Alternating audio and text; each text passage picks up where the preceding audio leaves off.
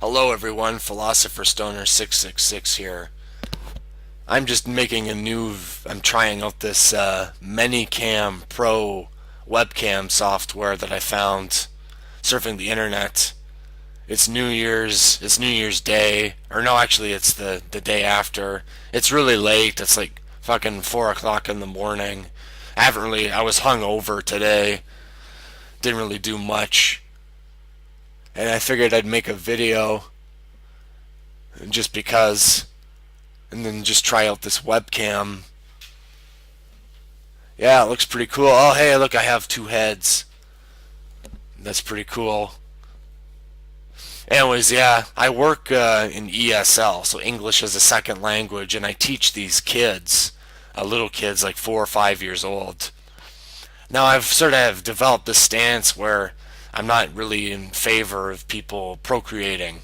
I don't think it's a good idea that people have kids. But I guess what's strange is, yeah, I do work with kids and I do like kids and find kids to be innocent. But that's precisely the problem with having kids, is that they are innocent and, well, what's the world going to do? The world's going to crush their innocence. For instance, there are many, um, they're cute looking girls, and I don't mean this in any kind of pedophile way or pervert way, but you can tell that when these little girls, they're 4 years old now, when they grow up, when they get older, they're going to be really attractive girls. And you can't say for certain what'll happen to them, but a certain percentage will wind up working in pink houses. That's what they call them here, pink houses. There's lots of them. There's this one street, Yao Feng Lu, that has about four of them. And yeah, they're like whorehouses. And a certain percentage of these women, when they grow up to be women, will work at whorehouses. And it's like, no matter if you agree or disagree with prostitution, a certain percentage, that's just going to be the way she goes. It's just going to happen whether you like it or not. And all we sort of know are these probabilities, this risk of doing it. But anyways, so going with that, I was starting to think about prostitution. And I was reading this post on this Facebook group about, like, really, what's the problem? Is it procreation or is it sex that's the problem? And then I was thinking of this in terms of prostitution. And when you think about it, sex is really the real problem, right? Because sex is what leads to, inevitably, to procreation. It's the motivation for procreation. But things have changed now that we have birth control. See, because if you're anti-sex, you can be like quasi-religious, because that's what religions would do. They sexual repression, but it was necessary. So I was thinking of this in terms of prostitution. So why do we have prostitution? Well, very simple reasons. At a fundamental level, men are more biologically disposable. One penis can inseminate multiple vaginas, so you don't need as many men around. You only need a few. Whereas each woman can reproduce a single human being, so a woman has more innate biological social value for that reason. So, this is just basic evolutionary biology.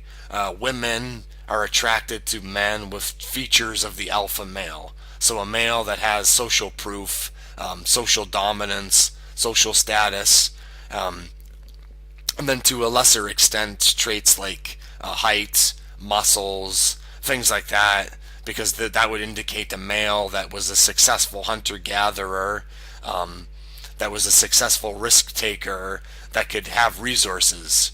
And for a woman, resources were good, because if a man showed signs of weakness or didn't have resources, that meant that during the most vulnerable period of her pregnancy, she would be left vulnerable. So during pregnancy and breastfeeding, a man without resources wouldn't be able to protect her. So she's looking for protection and safety for herself and for her children. And the man is basically just a disposable vehicle for that. And then you have the opposite side. You have men are just basically looking for fertility, signs of sexual health, facial asymmetry, large breasts, butt, smooth skin, traits that indicate physical health. So you have this tragedy that there's these men out there, beta males, that aren't attractive to women. So you have prostitution. And it's always been a dilemma for society of whether to have a liberal attitude towards prostitution or to repress it. So society has always done in the past with religion is this repression thing. Because fundamentally, in order to have a society to incentivize people, for men especially, to invest resources in, you know, supporting a family, you would need a little bit of sexual repression. You would have to make it difficult for a man to get access to sex. If they had just easy access to prostitutes, they wouldn't get married. It would just be, just thinking straight as a guy, being here in China even. I had a girlfriend in the past, but it's just like, why would I bother with a relationship when pornography is so plentiful and I can have casual sex? I can go out to a bar and do that if I'm so inclined. I can get prostitutes if I'm so inclined. If you're into that sort of thing, it's very easy. But then that's a problem for religious kinds of people and for other people interested in maintaining the civilization. They need to stop or prohibit prostitution because otherwise it would just be hedonistic excess and nobody would invest in having a family unit. But then the other problem is it's always prostitution, as they say, is the world's oldest profession, and it's necessary. Civilization, you could say, is defined by a sort of prostitution that goes on, because without it,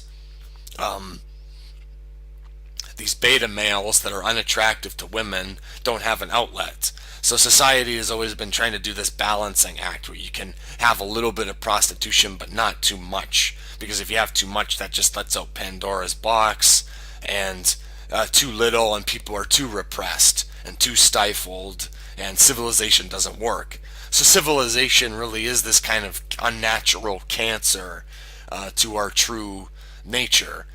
And people, I don't think, are really aware of it, of how manipulated we are by our biology and by our sex and by our DNA trying to reproduce. And we're just playing this game of whatever has survival value.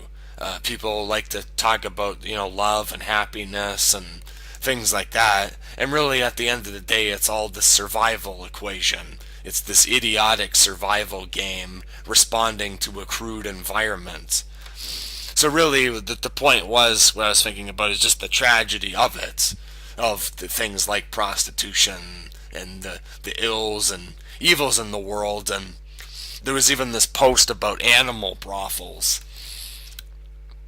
And see, the problem, is this vicious, evil cruelty to animals, but then the only positive of it is at least these guys aren't having sex with women and having children.